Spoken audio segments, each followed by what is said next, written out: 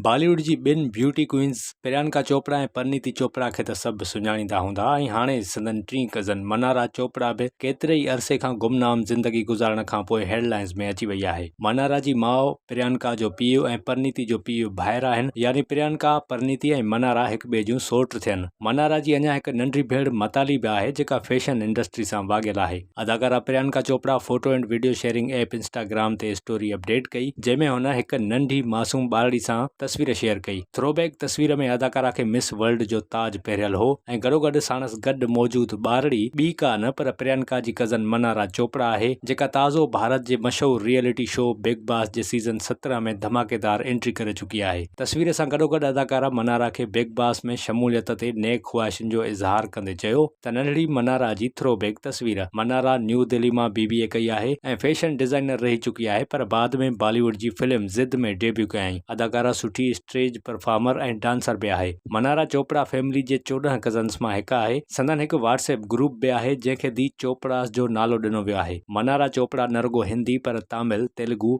ऐं कन्नड़ा फिल्मुनि में कमु कयो आहे ऐं 1991 में जनम वरिताई। यादि रहे त भारतीय रियलिटी शो बिग बॉस जे सीज़न 17 जी 15 अक्टूबर खां शुरूआत थी चुकी आहे। मदाहन खे मनारा जे हवाले सां ख़ुशी आहे ऐं संदन चवणु आहे त मनारा ज़रूरु टॉप 5 में जाइ ठाहींदी।